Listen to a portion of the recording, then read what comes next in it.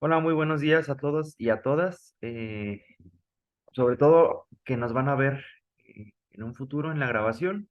El día de hoy vamos a ver la primera parte del módulo de ultrasonido obstétrico. Entonces, pues vamos empezando. La, el tema está basado totalmente, o en su mayoría, del libro de Abu Hamad. Entonces, el ultrasonido de primer trimestre tiene sus funciones específicas. Sirve para confirmar la gestación intrauterina, eh, sirve para ubicar la gestación, si está en útero, si está en ovarios, si está baja la implantación, si está posterior, anterior, etcétera, para evaluar la vitalidad del embrión. El latido cardíaco aproximadamente lo vamos a estar viendo, escuchando en la sexta semana. Sirve para determinar la edad gestacional, eh, para medir o a base del saco gestacional y a base de la longitud craneocaudal. De estas, la más exacta es la longitud craneocaudal. El diagnóstico de embarazo se hace con prueba de sangre o la cuantificación de la hormona coriónica.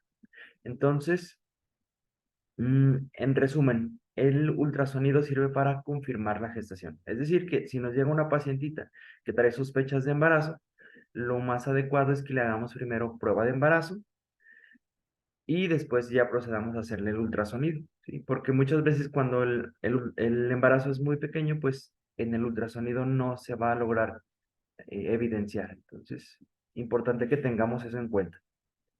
¿Sí? Entonces, sirve para confirmar el embarazo, la localización intrauterina del saco gestacional, confirmar la actividad cardíaca del bebé, la vitalidad, para la detección de signos de embarazo fallido, que es a veces la implantación muy baja. Eso pudiera ser un signo de que se va a interrumpir el embarazo. Determinar si el embarazo es único o múltiple, para definir la corionicidad para la valoración y asignación de la edad gestacional, evaluación del saco y el embrión antes de las 10 semanas y la evaluación anatómica del feto después de las 11 semanas, que es entre la 11 y 14, es el famoso ultrasonido cromosómico o de screening. No vamos a ahondar mucho en esta presentación sobre el tema. Ya hasta el último vamos a ver este ultrasonido porque es un poquito más especializado. Aquí estamos viendo un ultrasonido transvaginal de un feto a las 12 semanas de gestación. En una orientación sagital media podemos observar el alto nivel de resolución, lo que permite una representación clara de las estructuras anatómicas fetales. Sí, aquí está la naricita, el maxilar, aquí un poquito de la translucencia nucal.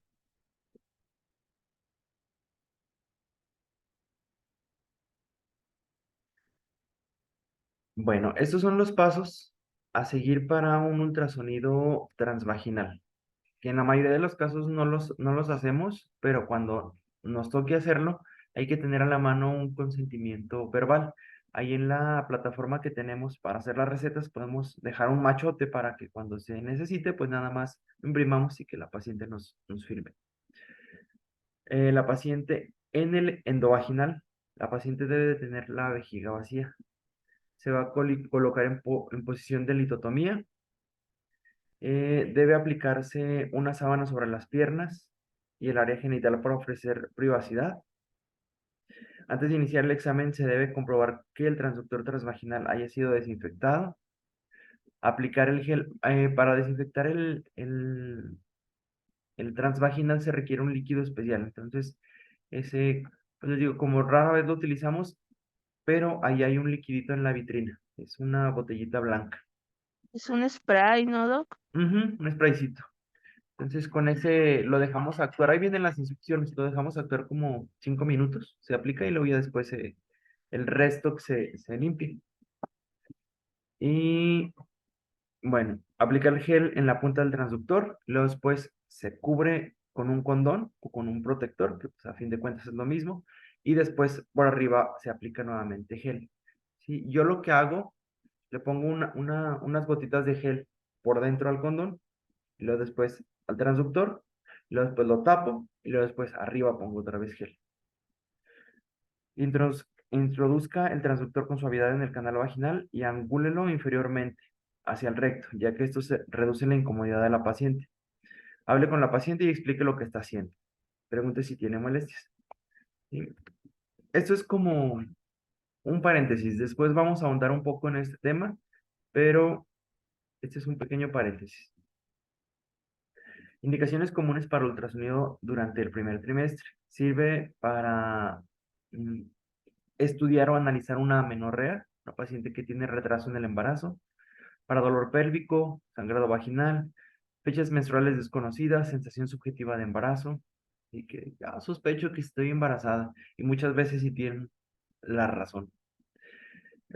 Para analizar un útero mayor o menor clínicamente, para una prueba de embarazo positiva, para una medición de la translucencia nucal.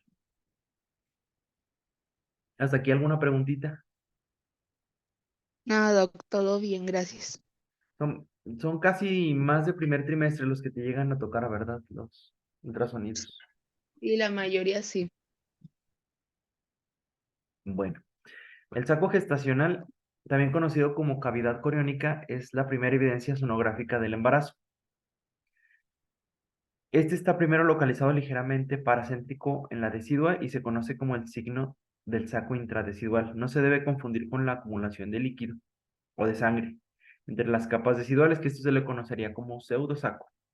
Aparece unos pocos días después de que ha faltado la menstruación y se visualiza por primera vez entre la semana 4 y quinta, cuarta y quinta, a partir del último periodo menstrual. En ocasiones es difícil de visualizar, pero tiene crecimiento rápido de aproximadamente 1 milímetro por día. Entonces, volviendo al tema que mencionábamos, cuando llega a haber prueba positiva y no vemos nada en el ultrasonido, hay que citar en unos 10 días. En unos 10 días, pues es muy probable que ya se vea el saco gestacional. Cuando el saco gestacional tiene un diámetro medio de 2 a 4 milímetros, sus bordes aparecen ecogénicos, lo que hace que la observación se facilite y que se diferencie de un hematoma. El hematoma, por ejemplo, no tiene esos bordes tan... eh, le pongo una lupita. No tiene los bordes tan ecogénicos. Digo, ¿cómo se quita la lupita? Pura tecnología. Después de la aparición del embrión y del saco vitelino, el saco se vuelve ovoide. Un saco de más de 25 milímetros sin embrión es diagnóstico de embarazo fallido. Sí, entonces, cuando lleguen a tener esa situación, no hay que apresurarnos, sobre todo porque es una decisión muy, mm, eh, o es una situación muy delicada que a lo mejor nos podemos llegar a equivocar. Entonces, yo sugiero que cuando lleguen a tener esa situación de un saco gestacional de 25 milímetros sin embrión, citen, vuelvan a citar en unos 15 días eh, y que informen bien a la mamá, pero que no la asusten, ¿sí? Me ha tocado así con médicos que no, su embarazo no tiene embrión, no se va a desarrollar, hay que hacer aborto, le voy a dar tales pastillas, etcétera. Y resulta que se equivocaron. Entonces, habitualmente el paciente pues le agarra hasta odio a ese médico, ¿no? Porque iba a propiciar un aborto de un embrioncito, que era, que era factible, ¿no? Aquí estamos viendo la acumulación de líquido. Si se fijan, si bien tiene las capas, o tiene sus rebordes ecogénicos, no están unos redondeados y faltan en los extremos. ¿Sí? Entonces, este no es un saco gestacional, este es una acumulación de sangre, bueno, de líquido. Este, a diferencia del primero, sí se ve redondito. Se ve ecogénico en todos sus bordes. Este es un embarazo, un saco gestacional de 4.5 semanas.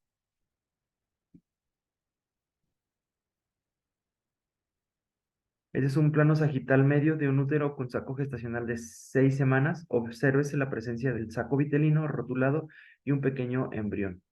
la forma del saco gestacional es más elipsoide que circular. Entonces tenemos aquí como un anillo de compromiso. Vamos a poner la lupita. El anillo de compromiso y aquí estaría el embrión. El embrioncito viene a ser como un arrocito o viene a ser como la piedrita, como el diamante en el anillo de compromiso. Este es un saco gestacional grande de más de 25 milímetros sin un embrión visible. Eso es un diagnóstico de embarazo fallido, un huevo muerto retenido. Entonces les digo, como si es una situación delicada, yo sugiero que se repita ecografía en unos 10 a 15 días. Y si se sigue presentando así, pues ya den el diagnóstico definitivo.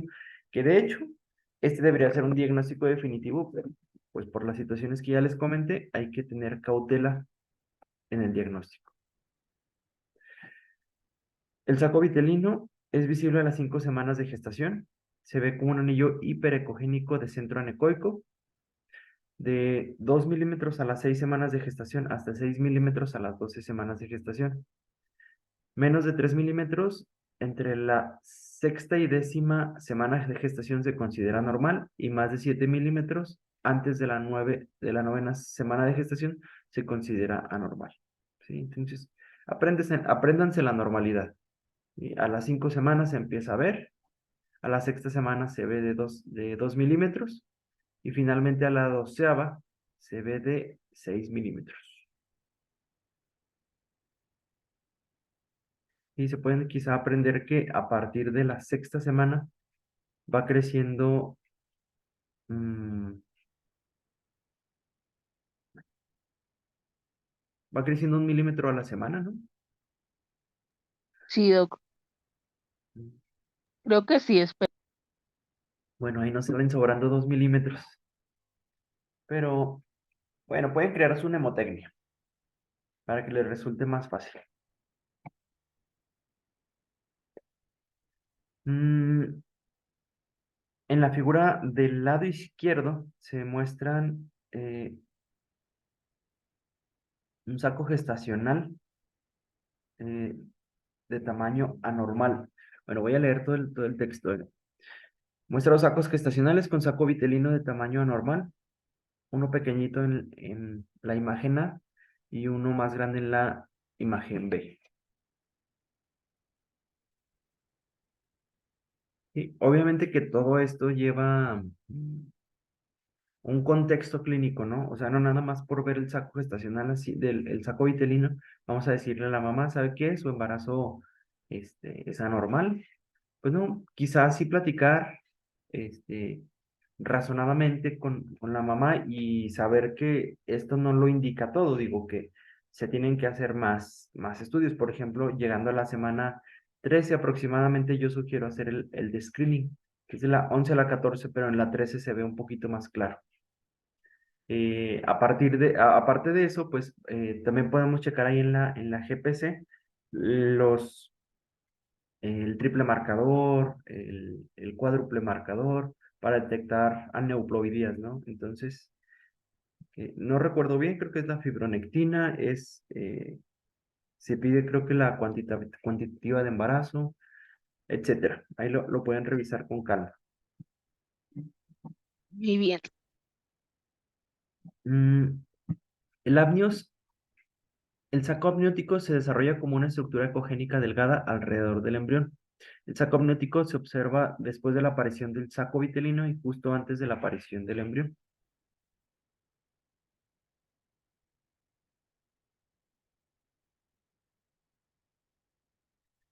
Después, el embrión en la ecografía transvaginal es visualizado en la quinta semana de gestación como un engrosamiento focal en la parte superior del saco vitelino, dando la apariencia de un anillo de compromiso de diamantes. El niño de compromiso, ¿ah? La primera Sí. actividad. La primera actividad cardíaca a las 6.5 semanas de gestación. El ritmo cardíaco va a oscilar entre los 100 y 144 latidos por minuto de la semana 6 a la semana 9. En promedio, porque aquí estoy viendo que en la semana 8 podemos llegar hasta un pico de 170. Lo que sí es que llegando ya a semanas más no finales, pues, pero mínimo en la semana 13, en la semana 12, ver una frecuencia cardíaca de 100, sí está rarillo. Cuando les pase eso, sigan con su ultrasonido y vuelven otra vez al ritmo Al cardíaco, final. Ujú. para ver si sigue igual. Sí, doc. La longitud craneocaudal, está hablando del embrión, va del centro craneal al extremo caudal y es el parámetro más exacto para asignar la fecha de embarazo. Más de 7 milímetros de un embrión sin actividad cardíaca es igual a huevo muerto retenido. El embrión está dentro del amnios y el saco vitelino dentro del celoma extraembrionario.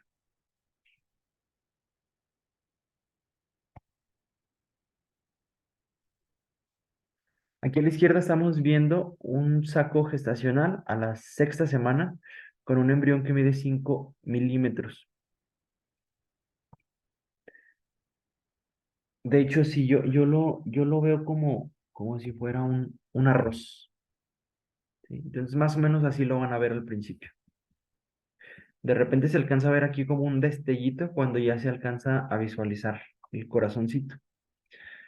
En la imagen del medio tenemos un embrión de 8 semanas.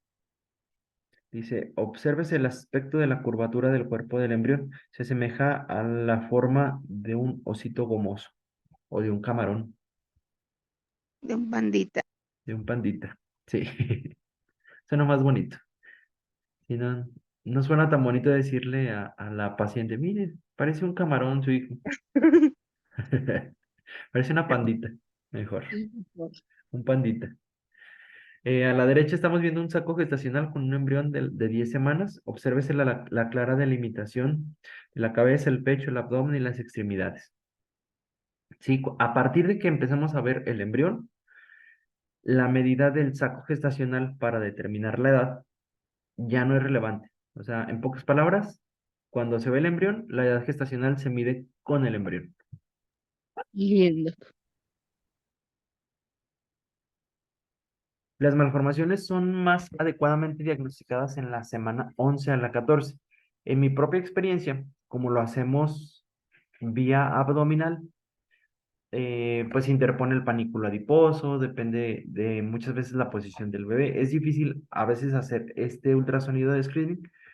Yo creo que en un futuro lo podríamos empezar a hacer endovaginal. Pero si se hace vía abdominal, yo sugiero que lo hagamos entre la semana 13 y la semana 14, para que esté un poquito más grande el fetito y sea más fácil analizar las estructuras. Las malformaciones fetales mayores que pueden ser diagnosticadas en la gestación temprana son una secuencia de anencefalia, exencefalia, holoprosencefalia, encefaloceles, pentalogía de Cantrell, gastroscrisis, onfaloceles, complejo de extremidad pared corporal, también conocido como body stalk anomaly, higroma quístico, defectos severos de las extremidades e hidropresia franca. Aquí vemos una serie de defectos este, diagnosticados en el primer trimestre.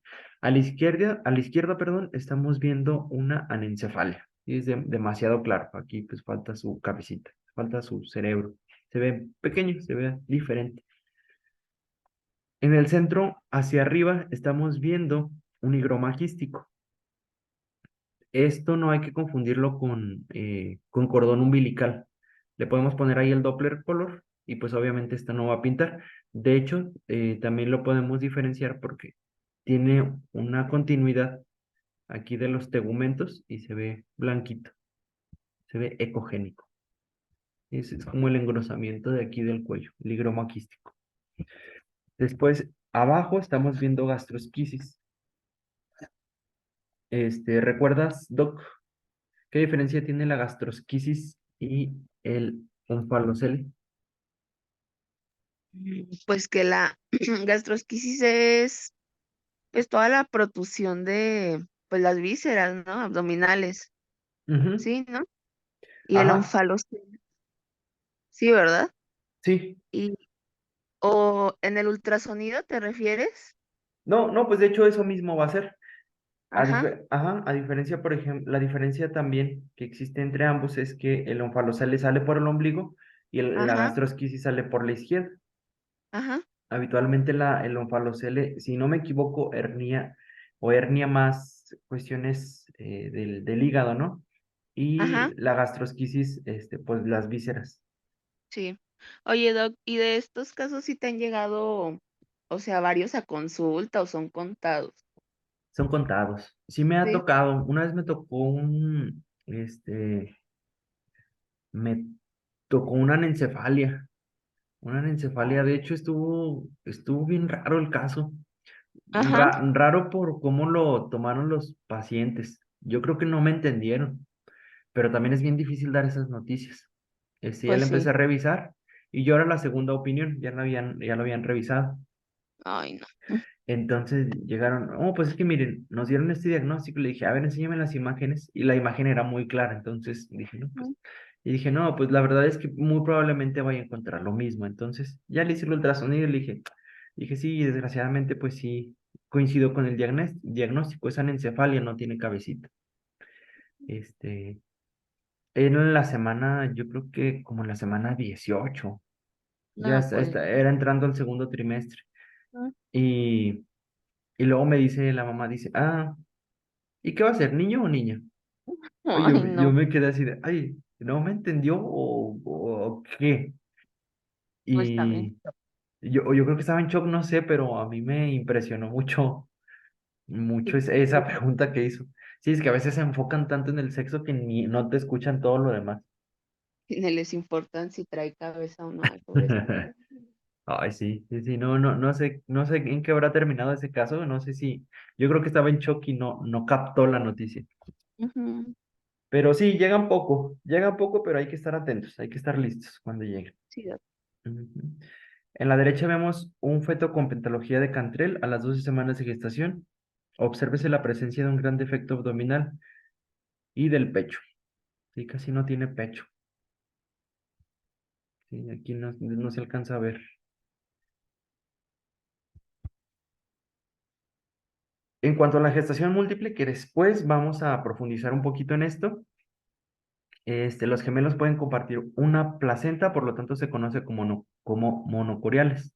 Los gemelos pueden tener dos placentas separadas y se les llama bicoriónicos. ¿Sí? Entonces, estas son las posibilidades que tenemos de un embarazo gemelar. Ahí, que sean dos bebitos con su bolsa y su placenta individual, que tengamos dos bebitos con cada quien su saco, pero solamente una placenta. Perdón, que tengan dos placentas, pero están como juntitos los sacos. Dos placentas y dos cavidades amnióticas. Después una placenta y dos cavidades amnióticas. Si te fijas aquí, hay continuidad de la placenta y finalmente una placenta y una cavidad amniótica. Sí, Doc. Después profundizamos un poquito más en esto, en la placentación. Muy bien. Básicamente, eh, este tipo de embarazos son los más frecuentes, los dicoriónicos diapnióticos, ya sea con su placenta fusionada o su placenta por separado. Son los que más habitualmente vamos a encontrar. Mm, ¿Y cómo vamos a diferenciarlo? Si utilizamos la lógica, nos va a ser más fácil recordar, porque hay estos signos que se llama el signo de lambda y el signo de la T, que no vienen a ser más que, esta es la placenta, si te fijas, esta es la placenta, entonces la división que va a haber entre los dos saquitos gestacionales, al ser solamente, este, perdón, al ser dos placentas, pues obviamente esto va a estar mucho más engrosado. Entonces, al estar más engrosado, el tabique va a ser más grueso y nos va a dar o va a asemejar el signo de una lambda. A diferencia de que cuando nada más es una placenta, como hay menos tejido placentario, pues obviamente el tabique va a ser más delgadito y es el signo de la T. Entonces, ¿a qué vamos a llegar esto? Que cuando hay más placenta, está más grueso, significa que son dos placentas y no es el signo del lambda, es bicorial. Cuando hay poquita placenta, va a ser un tabique delgadito y va a ser solamente una placenta, va a ser monocorial. Muy bien. Está fácil así aprenderlo, ¿no? Sí, Doc. Signo de lambda, bicorial, dos placentas. Ujú. Signo de la T, monocorial, una placenta nada más. Sí, Doc. Aquí estamos viendo monocoriónicos, monoamnióticos, que pues ya son los famosos siameses. De eso sí nunca me ha tocado ver. Son muy raros. Para la asignación de las fechas durante el primer trimestre, uno de los aspectos más importantes del primer trimestre es la asignación de las fechas correspondientes del embarazo. Esto se logra mediante el saco gestacional, que es el diámetro gestacional diámetro gestacional. Bueno, es el diámetro que se mide del saquito cuando el embrión no se ve aún. Lo adecuado es medir el promedio así como tal cual medimos los planos ortogonales de una víscera, vamos a medir así el saco gestacional, ¿sí? Antero-posterior, sagital y transverso. Hacemos el promedio de los tres. No recuerdo si el Voluson tiene el Voluson, ¿cómo se llama nuestro equipo de ultrasonido? Madison, ¿sí, no? Madison, ajá. El Madison no recuerdo si tiene esa posibilidad, pero si no, pues podemos hacer manual. Además, adelantándome un poquito, pues es más importante, ya cuando vemos el embrión, ese es el mero mero, ya no necesitamos sacar promedio de saco gestacional. ¿Sí? El CRL, que es la longitud craneocaudal, es la ideal.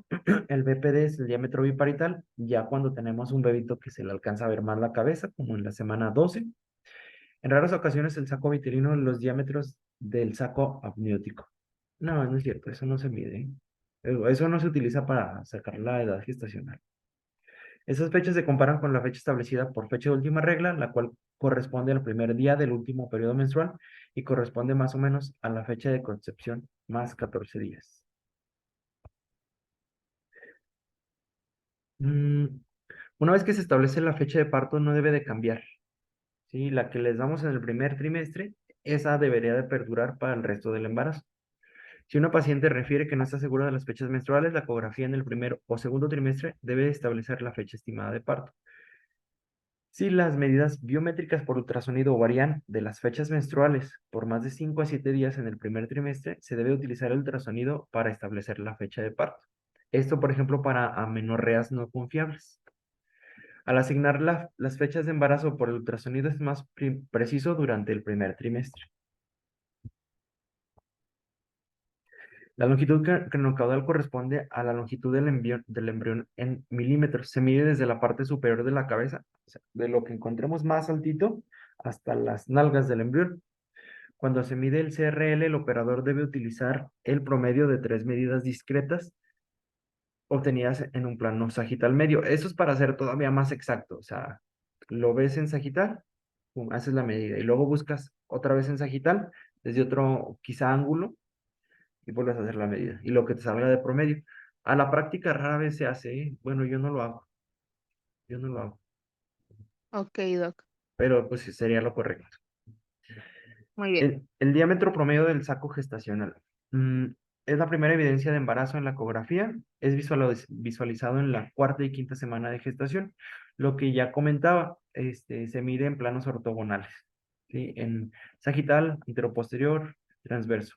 Un saco gestacional vacío es señal de un embarazo de 5 a 6 semanas de gestación, por lo que se sugiere revaloración ecográfica en 15 días.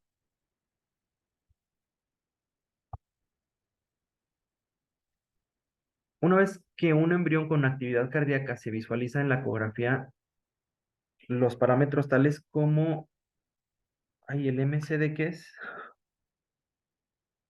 El MCD, ahorita regreso, no me acuerdo qué es, no me acuerdo qué puse ahí. El tamaño de la cavidad amniótica o el diámetro del saco vitelino se dejan de utilizar. Para la asignación de fechas, pero sí se documenta para evidenciar el desarrollo normal. Ay, está bien fue escrito aquí. Bueno, muchas partes de la presentación. Ni se le entiende. Disculpe. En pocas palabras, cuando vemos el embrión, todas las demás medidas dejan de importar. Y vamos a medir la longitud cráneo-caudal. En cuanto a la Muy bien. en cuanto a la translucencia nucal, es una medida en el primer trimestre del embarazo, que quedamos que yo sugiero que sea entre la 13 y 14 cuando lo hacemos vía abdominal. La translucencia nucal se mide entre la semana 11 y 13, 3.6, o con un CRL, una longitud craneocaudal de 45 a 84 milímetros. Es una evaluación de riesgo para detectar anomalías cromosómicas. Esta va a ser combinada con la edad materna, con el HCG, con la PAPA, que es la proteína plasmática A asociada al embarazo, y es el triple marcador, si no me equivoco. Ahí vamos, estaría chido que revisáramos la GPC para ver exactamente las semanas en que se hace. ¿Ibas a comentar algo, Caro? No, doc. Entonces, la translucencia nucal es un cúmulo de líquido que se forma en la nuca del bebé. Es anormal cuando, dicho de manera superficial, cuando mide de más de 3 milímetros, pero lo adecuado es utilizar percentiles, porque pues según la edad gestacional es más o menos el grosor. Habitualmente es muy visible, ¿no? Y esto no hay que confundirlo con un higroma quístico.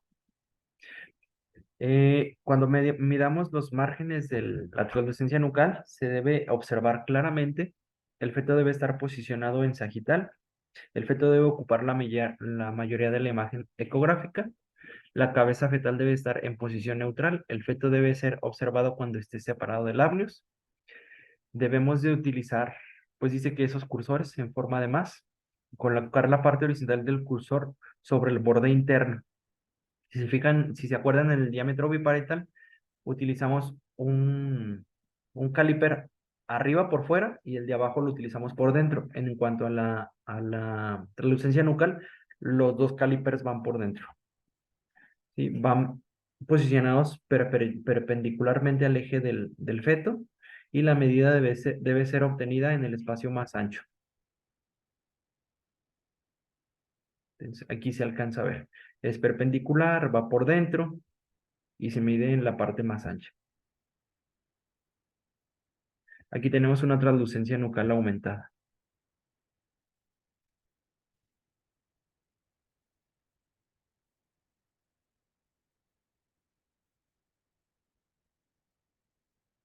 Ya me lo vamos a acabar. Es que ya me se me acaba el tiempo. Sí, doc. Elem- Elementos diagnósticos del embarazo fallido.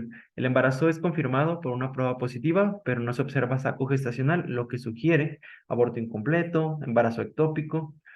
Hay que, pues hay que buscar conscientemente los ovarios, ¿sí? Y hay que buscar lo que se le conoce como el anillo de fuego. ¿Qué es el anillo de fuego? Pues que le ponemos el Doppler Power al ovario y se forma como un anillito rojo alrededor del saco gestacional cuando tenemos un ectópico. Vamos a profundizar después en ectópico, pero pues nada más, eso fue un comentario. Se observa el saco gestacional, pero sin signos de embrión o saco vitelino en su interior. Se observa esto para diagnosticar embarazo fallido. Cuando se observa el embrión, pero sin actividad cardíaca. Cuando se observa un embrión con actividad cardíaca, pero varias medidas están fuera de lo normal. Cuando la presencia del sangrado subcuriónico o con signos clínicos de sangrado. Cuando la apariencia anatómica del embrión es anormal. Se debe hacer ultrasonido de seguimiento para evaluar el cambio en los resultados de la ecografía y ayuda con la confirmación del diagnóstico. O sea, si lo vemos de primera vez, no vamos a dar todavía ese diagnóstico tan fatídico, hay que volver a citar. Eh, Estamos viendo aquí un sangrado subcoriónico pequeño y un sangrado subcoriónico grande. Entonces, aquí está el saquito gestacional y aquí se ve como un desprendimiento placentario, como un sangrado subcoriónico. Y aquí ya se alcanza a ver un hematoma súper grande. Así que habitualmente uno cuando empieza a hacer ecografía sí le da miedo, dice uno, híjole, ¿cómo lo voy a diagnosticar? Es muy evidente cuando lo vemos, es muy, muy evidente. Muy bien. Signos diagnósticos de pérdida de embarazo. durante el primer trimestre. Una longitud craneocaudal igual o mayor a 7 milímetros sin actividad cardíaca. MSD, ¿qué quedamos que es el saco gestacional, verdad? El diámetro promedio, ajá. Ok. Mayor a 25 milímetros en ausencia de embrión, que sería un huevo retenido. eh, Ausencia de un embrión con latido cardíaco en 2 o más semanas después de un análisis que mostró un saco gestacional sin saco vitelino. Ausencia de embrión con latido cardíaco después de la semana 11. Bueno, en conclusión, el examen del primer trimestre es un paso importante para la evaluación del embarazo, ya que permite la confirmación de la gestación y asignar fechas con precisión. Cabe destacar que existen cambios significativos normales durante el primer trimestre y estos cambios pueden ser detectados por un examen ecográfico transvaginal. Debemos estar familiarizados con la secuencia del desarrollo normal para así poder comparar los resultados de una ecografía respecto a la edad gestacional.